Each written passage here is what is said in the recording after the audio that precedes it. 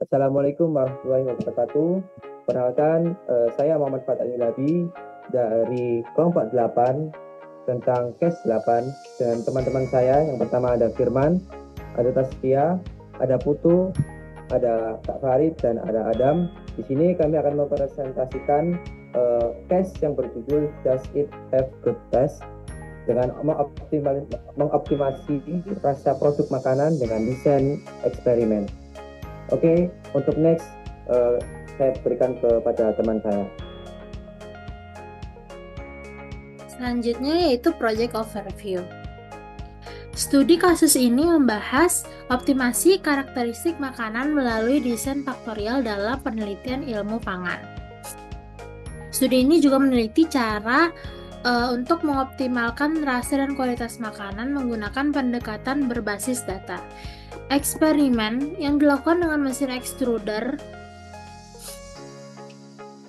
untuk menguji berbagai faktor seperti mengontrol suhu, air, pewarna, dan kecepatan ekstrusi yang mempengaruhi rasa dan tekstur produk makanan. Lalu, kenapa penelitian ini penting? Karena industri makanan sangat kompetitif. Jadi produk yang ditawarkan itu harus bukan cuman enak, tetapi juga harus berkualitas.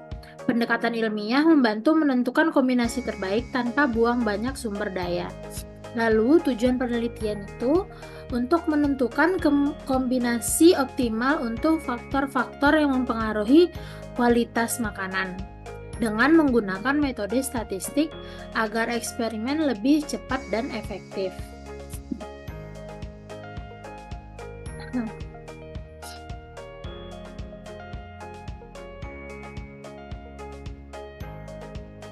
Next. Baik, untuk berikutnya ada detail dari studi kasus kami. Yang pertama, studi kasus kami bertujuan untuk meningkatkan kualitas makanan dengan eksperimen berbasis dengan data.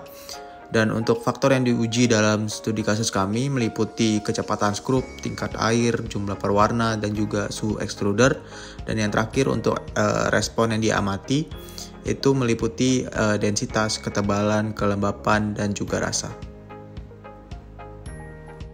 Untuk pendekatan statistika dalam optimasi rasa produk makanan, dalam studi kasus ini kita berusaha mencari kombinasi terbaik dari beberapa faktor seperti kecepatan skrup, tingkat air, jumlah pewarna, dan suhu extruder untuk menghasilkan produk dengan rasa tekstur yang optimal. Namun jika kita menguji semua kombinasi secara langsung, jumlah percobaannya bisa sangat banyak dan tidak efisien. Oleh karena itu kita menggunakan pendekatan statistika untuk menyusun eksperimen yang lebih efektif. Yang pertama yaitu desain faktorial fraksional. Metode ini membantu mengurangi jumlah kombinasi percobaan yang perlu diuji tanpa kehilangan informasi yang signifikan.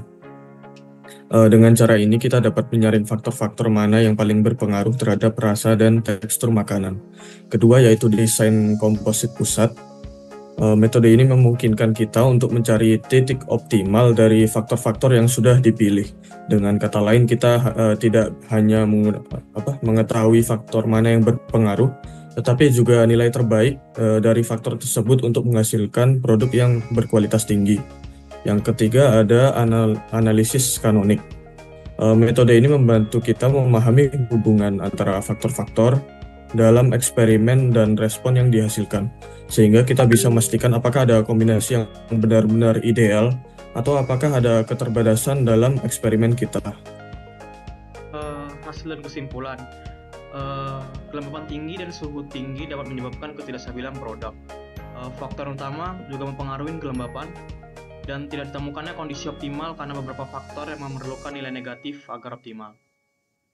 Untuk pandangan dari tim kami, untuk pengumpulan metode yang digunakan itu ada 2 poin, yaitu desain eksperimen membantu mengurangi jumlah uji coba secara signifikan. Untuk kedua, menggunakan metode statistik membuat analisis lebih sistematis dan basis data.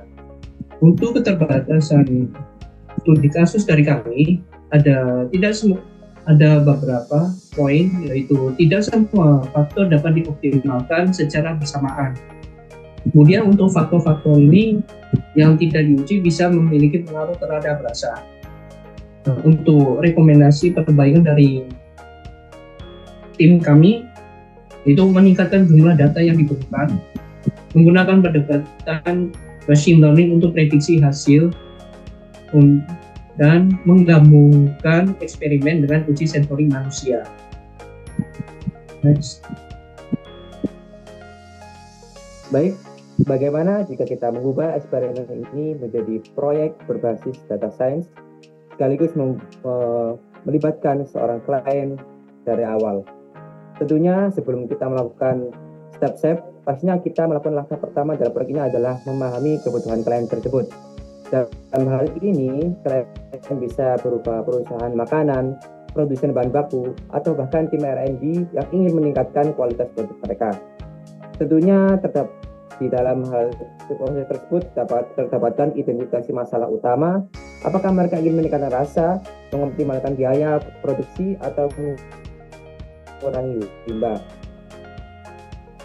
Nah, setelah kita mengetahui dan memasuki ke data collection, yaitu kita mulai mengumpulkan data yang lebih relevan, misalnya feedback dari pelanggan akhir, dengan analisis sentimen dari ulasan atau survei. Lalu terdapat juga data uji coba produksi sebelumnya, melihat bagaimana perubahan parameter produksi mempengaruhi hasil akhir, dan ada juga preferensi klien terhadap biaya produksi, di mana beberapa klien ingin solusi hemat biaya, sementara yang lain lebih fokus pada kualitas premium. Lalu terdapat juga data processing. Data yang dikumpulkan akan diproses agar lebih siap untuk dianalisis, dan outlier untuk memastikan hasil analisis tetap akurat. Fitur engineering berbasis kebutuhan klien, misalnya menambahkan fitur baru seperti waktu pemasakan optimal jika klien ingin meningkatkan efisiensi produk. Next. Lalu yang selanjutnya adalah pemilihan model machine learning dengan pertimbangan bisnis.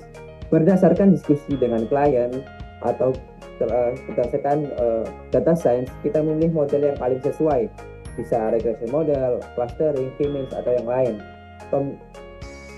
Nah, lalu selanjutnya yaitu setelah dilakukan model dipilih, kita dapat mengoptimalkan parameter produksi dengan teknik seperti genetic algoritma cocok jika klien ingin menemukan kombinasi terbaik dari banyak parameter yang saling berpengaruh, maupun Bayesian optimization, yang dimana untuk mempercepat pencarian solusi optimal dengan pendekatan probabilistik yang lebih efisien. Nah, selanjutnya, next.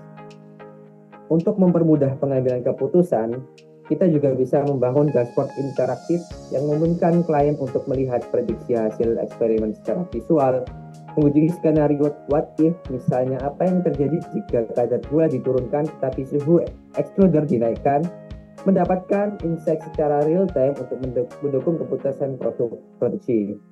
Dengan pendekatan tersebut, proyek data science tidak hanya berbasis pada eksperimen statistik semata, tapi juga melibatkan stakeholder utama sejak awal, memastikan bahwa hasil akhirnya sesuai dengan kebutuhan industri dan bisnis, atau bisnis yang bekerja sama dengan kita. Next. Selanjutnya itu untuk kesimpulan dan diskusi. Studi ini menunjukkan bagaimana statistika dapat membantu eksperimen di industri makanan. Penerapan metode data science dapat meningkatkan efisiensi analisis dalam potensi pengembangan itu menggunakan deep learning yang dapat memprediksi rasa berdasarkan kombinasi parameter. Lalu untuk menganalisis preferensi konsumen berdasarkan data sensorik dan review pelanggan. Baik, sekian presentasi dari kelompok kami, kelompok 8 yang menganalisis case 8. Kami mohon maaf jika ada salah kata. Assalamualaikum warahmatullahi wabarakatuh. Waalaikumsalam.